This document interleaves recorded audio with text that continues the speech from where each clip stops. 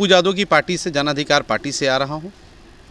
और पप्पू यादव पूरे बिहार में जब सारे नेता अपने घरों में थे, वो कोरोना काल हो, चाहे वो बेतिया के भारतीय जनता पार्टी के अध्यक्ष की मृत्यु हो, जब उसके बेटे को गले लगाने की बात हो, चाहे अभी आए हुए बाढ़ की बात हो, बिहार में पप्पू यादव एक ऐसा नेता है, एक ऐसा मर्द है जिसने हम बिहार वासियों को गर्व करने का एक मौका प्रदान किया है। चाहे आप गुजरात में फंसे हुए बिहारियों की बात करें, दिल्ली में फंसे हुए बिहारियों की बात करें, हर संभव मदद उन्होंने किया है। और आपने जो पूछा कि ढाका के लोग, जब मैं जन संपर्क के लिए जाता हूं तो ढाका के लोग मुझसे क्या कहते हैं, ढाका के जो 23 पंचायत के लोग हैं वो कहते हैं कि आधार वाला आ गया, आधार वाला हमारे बेटवा आ गेल बा। 2010 से 2014 तक जब मुझे शहरों में आधार बनाने का मौका मिला तो मैंने उस अभियान की शुरुआत घोड़ासान हाई स्कूल और ढाका हाई स्कूल से किया था।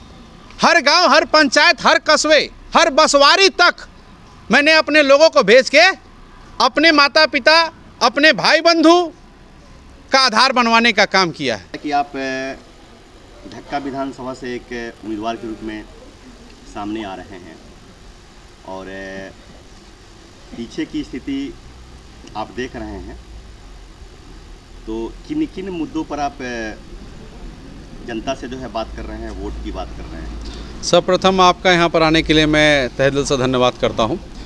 जहाँ तक आपके सवाल का बात है, तो मैंने कुछ महीने पहले से ही एक कार्यक्रम चलाया हुआ था, बदलेगा ढाका तो बदलेगा बिहार। ये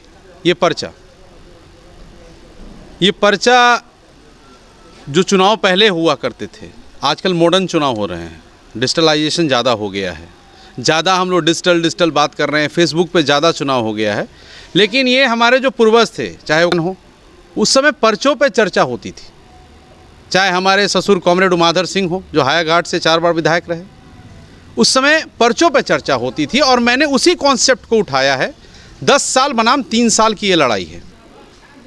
अच्छा, इसमें जो मैं देख रहा हूँ फुलवरिया महासेतु, इसको आप किस तरह से लेते हैं? देखिए, मैंने महासेतु का प्रयोग, जो संज्ञा मैंने दी है फुलवरिया घाट को, इसलिए दिया है कि वो कई वर्षों से बन रहा है। ये आप भी जानते हैं, मैं भी जानता हूँ।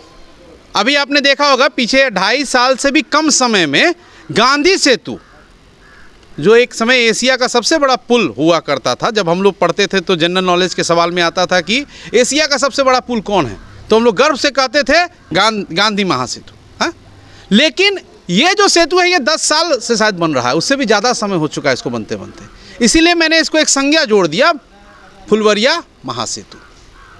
अब ये कब बनेगा, क्योंकि ये चुनावी मुद्दा है। आज आप इसलिए पूछ रहे हैं क्योंकि ये चुनाव है। आप और हम चुनाव खत्म होते इस मुद्दे को भूल जाएंगे। जो सदन में जीत के जाता है वो आज तक कभी सदन में इस बात की चर्चा ही नहीं करता है। उनका अटेंडेंस कितना रहा विधानसभा में? अगर किसी विद्यार्थी का 75% से कम अटेंडेंस होता है तो हम उसको फॉर्म नहीं भरने देते हैं। 10 साल में 2 मान्यवर चुन के गए, जरा उनके भी हाजिरियों की बात हो जाए। अगर उनकी हाजिरी 75% नहीं है तो उनको नॉमिनेशन भरने से पहले जनता रोक दे।